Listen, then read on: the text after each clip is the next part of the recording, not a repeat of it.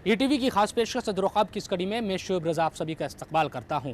हर वालिदैन की ख्वाहिश होती है कि उनका बेटा या बेटी आला तालीम हासिल करके उनका और अपना समाज में नाम रोशन करे। लेकिन सबसे बड़ी तालीम हासिल करने के बावजूद भी अगर तलबा अपने मुस्तकबिल को लेकर फ़िक्रमंद नज़र आए और रोज़गार के लिए दर दर की ठोकरें खाए तो फिर क्या कहा जाए। कुछ ऐसा ही हो रहा है मौजूदा दौर में उर्दू से पीएचडी करने वाले रिसर्च स्कॉलर्स के साथ भी। ये लोग रोज़गार के लिए दर दर की ठोकरें खा रहे हैं और इन लोगों की मुश्किलात बढ़ती जा रही है। किस तरह की दिक्कतें इन लोगों के सामने हैं और कैसे इसको दूर किया जा सकता है, आज अदर-ओ-ख्वाब की इस कड़ी में इसी मौजू पर बात करेंगे।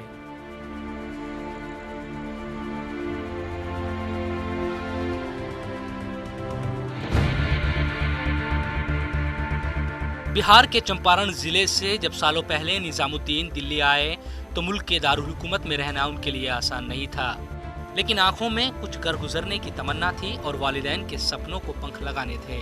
लिहाजा सालों तक खूब मेहनत की और आज मुल्क की जानी मानी यूनिवर्सिटी डीयू में उर्दू से पीएचडी की पढ़ाई मुकम्मल करके वो डॉक्टर निज़ामुद्दीन बन चुके हैं।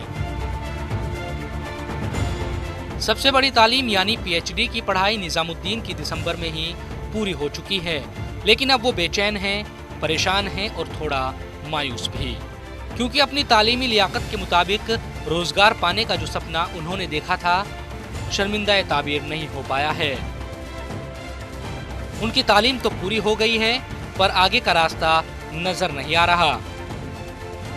डॉक्टर निज़ामुद्दीन मुल्क के उन्हीं हजारों उर्दू स्कॉलर्स में से एक है जिनके सपने सबसे बड़ी तालीम हासिल करने के बावजूद भी अधूरे हैं। पीएचडी जमा करने के बाद ऐसा मरहला होता है, न आगे आदमी सोच सकता है कुछ, न पीछे के बारे में कुछ सोच सकता है। एक ऐसे भंवर में होता है समझ में नहीं आता है क्या करें, क्योंकि इसके बाद मौक़े बहुत कम नज़र आते हैं। जब तक वाइवा नहीं होता है एक उम्मीद बनी रहती है कि कुछ हो जाए, वाइवा के बाद कुछ कर लेंगे, लेकिन वाइवा होने के बाद भी बहुत सारे स्कॉलर्स ऐसे हैं जिनको कोई भी इस तरह मौक़े दस्तयाब नहीं होते हैं जहां जा कर के वो अपनी रोज़ी रोटी का बंदोबस्त कर सकें। आज मुल्क में ऐसे एक दो नहीं बल्कि सैकड़ों हजारों की तादाद में उर्दू स्कॉलर्स हैं जो सबसे आला तालीम हासिल करने के बावजूद भी बेरोजगारी की मार झेल रहे हैं। मुश्किलें इन लोगों की इसलिए ज्यादा है कि कई सालों तक रिसर्च करने के दौरान इनको फेलोशिप के जरिए पैसा मिलता रहा, लेकिन नाम के साथ जैसे ही डॉक्टर लगा तो फेलोशिप मिलना बंद हो गई और नौकरी ना मिलने की वजह से हालात बहुत ज्यादा खराब हो गए। जामिया मिल्लिया इस्लामिया यूनिवर्सिटी से उर्दू में पीएचडी मुकम्मल करने वाले मुकीम की परेशानी इसलिए भी ज़्यादा है क्योंकि उनकी शादी हो चुकी है और पीएचडी मुकम्मल होने के बाद उन्हें कोई रोज़गार भी नहीं मिल रहा। उम्मीद या तवक्को तो अभी फ़िलहाल तो कुछ भी नहीं नज़र आ रही है। बस वही है कि कहीं फॉर्म आते हैं, एग्ज़ाम होते हैं, वहाँ पर जाकर के एग्ज़ाम दें, एग्ज़ाम पास करें, पहले रिटर्न निकालें, फिर उसके बाद इंटरव्यू निकालें। दबाव जो है रिश्तेदारों का उन सब का इतना नहीं है जितना अपना खुद का है कि भाई कुछ लोग हैं जो हमसे छोटे हैं, उनकी देखभाल करना है, या कुछ और वो नहीं है तो कम से कम बीवी बच्चे होते हैं और बीवी बच्चों को उन्हें खिलाने पिलाने से ज़्यादा दबाव जो है बच्चों को पढ़ाने का दबाव है आजकल। तो दिल्ली यूनिवर्सिटी, जामिया और जेएनयू से हर साल तकरीबन 60 से ज़्यादा रिसर्च स्कॉलर्स उर्दू में पीएचडी मुकम्मल करते हैं और मुल्क भर में उर्दू के रिसर्च स्कॉलर्स की तादाद सैकड़ों में होती है।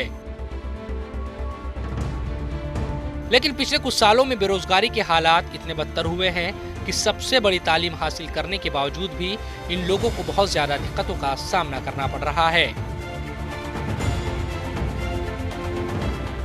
अपने सीनियरों को नौकरी न मिलने की वजह से मौजूदा दौर में रिसर्च कर रहे स्कॉलर्स के हौसले पर भी इसका असर साफ देखा जा सकता है। तो फिलहाल अदर-ओ-ख्वाब में वक्त हो चला एक छोटे से ब्रेक का। ब्रेक के बाद भी अदर-ओ-ख्वाब की कड़ी जारी रहेगी।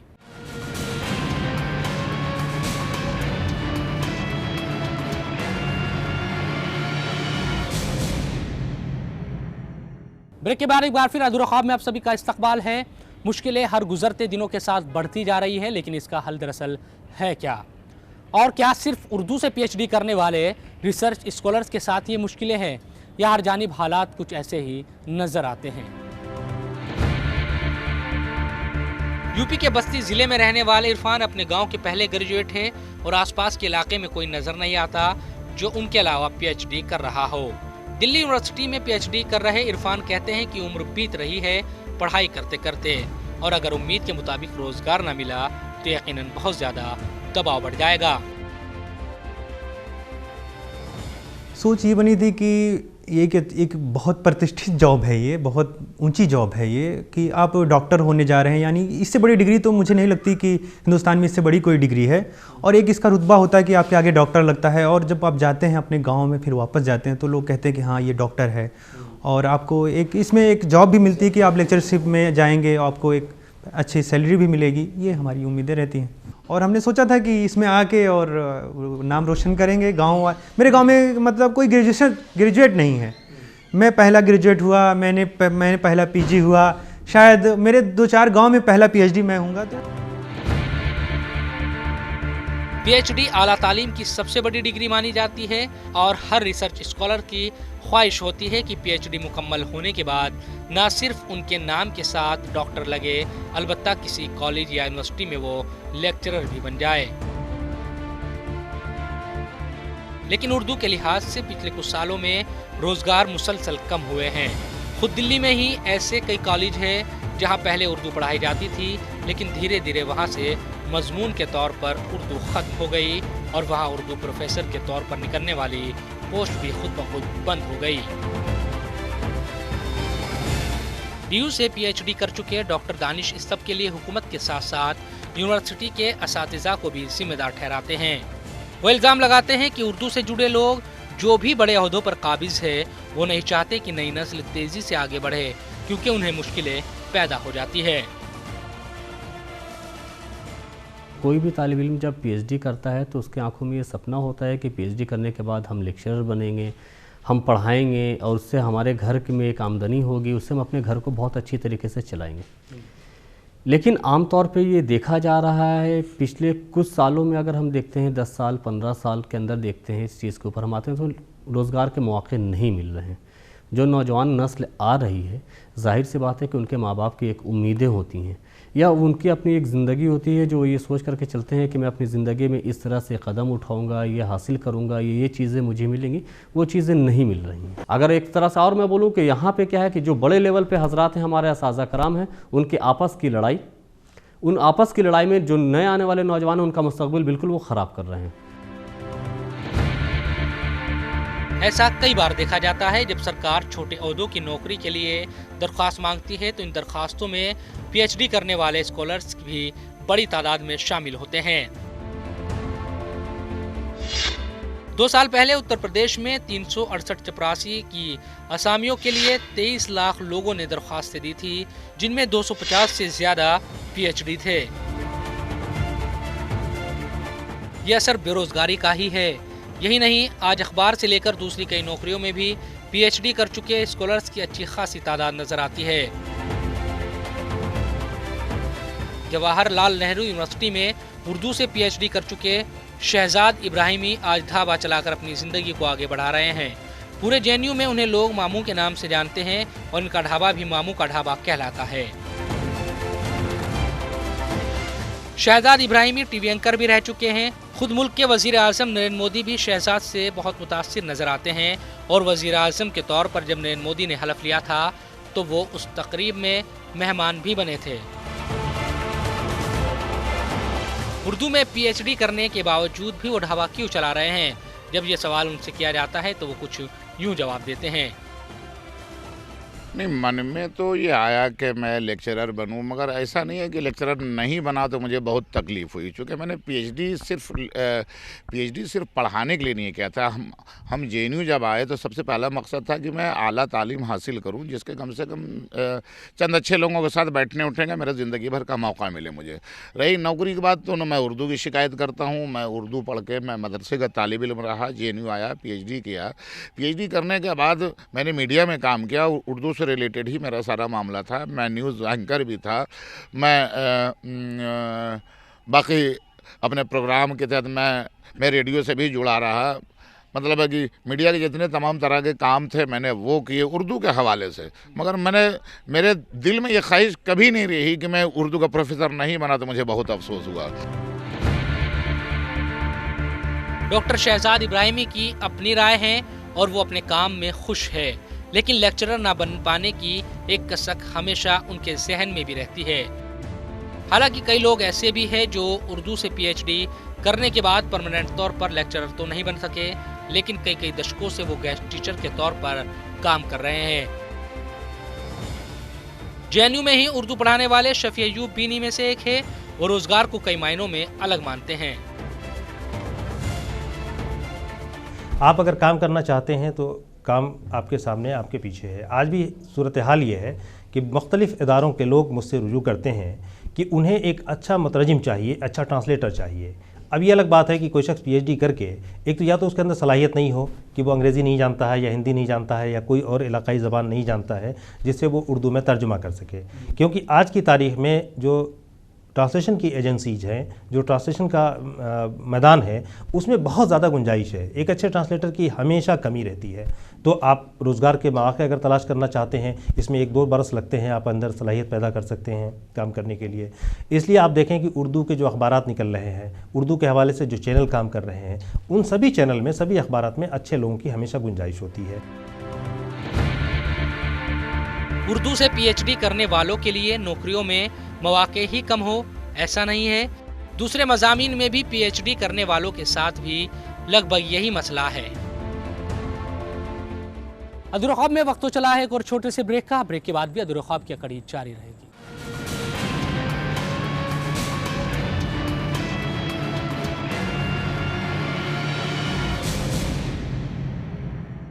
ब्रेक के बाद एक बार फिर आप सभी का अधूरा ख्वाब में इस्तकबाल है। तो कमियां सिर्फ एक तरफा नहीं हैं, बल्कि जितनी कोशिशें होनी चाहिए थी वैसी होती नज़र नहीं आई। यही वजह है कि हर गुज़रते दिनों के साथ साथ मुश्किलें बढ़ती जा रही है और हुकूमती सतह पर जिस तरह से कदम उठाए जाने चाहिए थे, ना तो वो उठाए गए और ना ही समाजी लिहाज से भी इस तरफ कोई ध्यान दिया गया। अगर कैमरे के पीछे बात की जाए तो ज़्यादातर स्कॉलर्स भर्ती में हो रही नाइंसाफियों का भी रोना रोते हैं। यहाँ तक मानना है कि इंटरव्यू से पहले ही यह फैसला हो जाता है कि किसका इंतखाब होना है, और इस बात का अंदाज़ा भी सबको होता है। लेकिन किसी मौजिज़े या चमत्कार की उम्मीद में लोग फिर भी इंटरव्यू में शरीक होते हैं। सवाल यह है कि आखिर क्यों सबसे बड़ी तालीम पीएचडी के बाद भी नौकरियों में इतनी दिक्कत है। ये सवाल जब जामिया के उर्दू डिपार्टमेंट के सदर से किया जाता है तो वो इसे सीधे तौर पर मानने को तैयार नहीं होते। हालांकि हालात कैसे सुधारे जाए, इसका जवाब भी उनके पास वाज़ेह तौर पर नहीं है। ऐसा नहीं है कि नौकरियां नहीं मिलती हैं, परेशान पड़ते हैं, लेकिन ये कि कोई फील्ड देख लिए हिंदुस्तान में, जहाँ 5 की ज़रूरत है वहाँ 50 है ना, उस काम को करेंगे तो टाइम तो लगेगा यकीनन। तो और ये उस तरह, ये मैंने पहले ही अर्ज़ किया कि उस तरह कोर्स तो है नहीं कि साहब ये करेंगे तो फ़लाँ चीज़ मिल जाएगी। तो मुख्तलिफ़ मैदान हैं जो, मेरा तो यकीन ये है कि जो आदमी अच्छा करेगा, कुछ भी करे, कोई कोर्स किसी ज़ुबान में करे, अगर वो अच्छा करेगा तो उसके लिए बहुत मैदान है। सवालों के जवाब ज़्यादा बेहतर डीयू के शुबाए उर्दू के सदर प्रोफेसर इब्ने कमल भी नहीं दे पाते, और वो कई दूसरे रोज़गार को पीएचडी से जोड़ते नजर आते हैं। भाई आपने तालीम हासिल कर ली, आला तालीम हासिल कर लिया, एमफिल कर लिया, पीएचडी कर लिया, आपके पास इल्म का एक समंदर हो गया। आप उससे दूसरे मैदानों में भी तो फ़ायदा पहुंचा सकते हैं। मैं ख़ुद बताऊं, मेरे यहाँ के तालिब इल्म ऐसे हैं जो अखबारों में लगे हुए हैं, रेडियो पर लगे हुए हैं और दूसरे मैदानों में लगे हुए हैं। क्या ज़रूरी है कि लेक्चरर ही बने? हाँ, अगर लेक्चरर के लिए देखिए, लेक्चरर या उस्ताद वो बन सकता है जिसमें कुछ बांटने की, देने की सलाहियत हो, मतलब इल्म बांट सके, इल्म दे सके। सिर्फ ये नहीं कि मैंने पीएचडी कर लिया और भाई मेरा तकर्रुर होना चाहिए एज ए लेक्चरर। चाहे आप अपने माफ़ियूज़ ज़मीर को बयान करने की सलाहियत न रखते हो, उर्दू ज़बान के साथ ज़्यादती के इल्ज़ामात भी लगते रहे हैं, लेकिन क्या उर्दू वाले खुद उर्दू वालों के साथ इंसाफ से काम लेते हैं? ये सवाल ढके छुपे लफ्ज़ों में अक्सर उर्दू वाले ही एक दूसरे से करते रहते हैं। इसकी एक वजह यह भी है कि स्कूल कॉलेजों में लगातार उर्दू का ओहदा खाली रहता है, लेकिन भरा नहीं जाता और मुश्किलात उर्दू से जुड़े लोगों की ही बढ़ती है। लेकिन अक़लियती उमूर के वज़ीर मुख्तार अब्बास नकवी कुछ अलग तरह से अपनी बात रखते हैं। देखिए, मुझे लगता है कि माइनॉरिटीज़ और स्पेशली मुस्लिम्स में जो उनको रोज़गार का एक बहुत बड़ा चैलेंज है और एजुकेशन का, उसको हम मजबूती के साथ और बहुत ही युद्ध के स्तर पर उस सिलसिले में हम काम कर रहे हैं। और हमें इस बात को बताने में खुशी है कि हमारी सरकार आने के बाद जो नौकरियों में परसेंटेज है सेंट्रल गवर्नमेंट की नौकरियों में माइनॉरिटीज़ का, वो पहले 5% था लगभग, और आज जो है वो 9.5 पौने 10% हुआ है। तो ये इतना बड़ा जंप हुआ है क्योंकि हम नहीं मानते कि इससे पहले काबिलियत नहीं थी माइनॉरिटीज़ में या मुस्लिम्स में, काबिलियत थी, लेकिन कहीं ना कहीं वो काबिलियत जो है तासुब का शिकार हो जाती थी। वहीं NCPL के डायरेक्टर रज़ा करीम भी इस मामले में अपनी राय रखते हैं, लेकिन जवाब में वो उर्दू से जुड़े दूसरे रोजगार को भी तवज्जो देते नजर आते हैं। मेरा अपना मानना यह है कि 60% जो उर्दू का मसला है, उर्दू तालीम का मसला है, वो ख़ुद उर्दू वालों का पैदा किया हुआ है। आपको ये बात हो सकता है अजीब सी लगे, लेकिन हम ये महसूस करते हैं कि जब हम अपने घरों से उर्दू को निकाल रहे हैं, उर्दू की तालीम की तरफ हम लोगों की खुद ही तवज्जो नहीं है, तो फिर किसी सरकार से हम कोई शिकायत करने का कोई मान ही नहीं होता है। हमें अपने घरों में उर्दू को जगह देनी चाहिए, अपनी रोज़मर्रा की ज़िंदगी में उर्दू को जगह देनी चाहिए, तभी उर्दू की तरक्की होगी और उर्दू की तालीम का फ़रोग़ होगा, वरना बातों से कोई बात नहीं बनेगी। मुस्तकबिल में उर्दू स्कॉलर्स के हालात कुछ बेहतर हो पाएंगे, ऐसी कोई उम्मीद नजर नहीं आती। अगर बेचैनी इन रिसर्च स्कॉलर्स की बढ़ रही है जो मौजूदा दौर में उर्दू से PhD कर रहे हैं, तो तड़प PhD कर चुके स्कॉलर्स की भी कम नहीं है। सबसे बड़ी तालीम हासिल करने के बाद अगर PhD स्कॉलर्स कहीं 10-12 हज़ार रुपए की नौकरी करते हैं, तो उसे यकीनन किसी लिहाज से जायज़ नहीं ठहराया जा सकता। हुकूमत को चाहिए कि जब तक ये स्कॉलर्स बेरोजगार है, इनकी फेलोशिप जारी रखी जाए। इसके बदले में हुकूमत इनसे हर बरस कोई किताब या कोई तहकीकी और तख्लीकी काम करवा सकती है। आज ऐसे हज़ारों लोग उर्दू और दीगर मज़ामीन में PhD है, लेकिन काम के नाम पर इन्हें बहुत ज़्यादा बेहतर नौकरी नहीं मिल पाई है। इनमें से कुछ एक को छोड़ दिया जाए तो ज़्यादातर संजीदा स्कॉलर्स है। सवाल यही है कि तालीम का हक अपनी जगह, मगर तालीम हासिल करने के बाद इन्हें कब इनका हक मिल पाएगा? आखिर सबसे बड़ी तालीम हासिल करने के बावजूद भी इनके ख्वाब अधूरे क्यों हैं? ये बात सच है कि अच्छी तालीम इंसान की इज्जत समाज में बढ़ाती है और हमेशा अच्छी तालीम हासिल करने का मकसद सिर्फ रोज़गार नहीं होता, लेकिन हर वालिदैन यही चाहते हैं कि उनकी औलाद जब अच्छी तालीम हासिल करे तो उनको अच्छा रोज़गार भी मिले। उम्मीद की जानी चाहिए कि हुकूमत इस तरफ ध्यान देगी और उन लोगों की जो परेशानी उसको दूर किया जाएगा। फिलहाल आज के अधूरे ख्वाब की इस कड़ी में इतना ही। मेरे सहयोगी एहतशाम और शादाब के साथ कैमरामैन मुनमुन और रमेश को दीजिए इजाज़त। देखते रहिए ETV न्यूज़।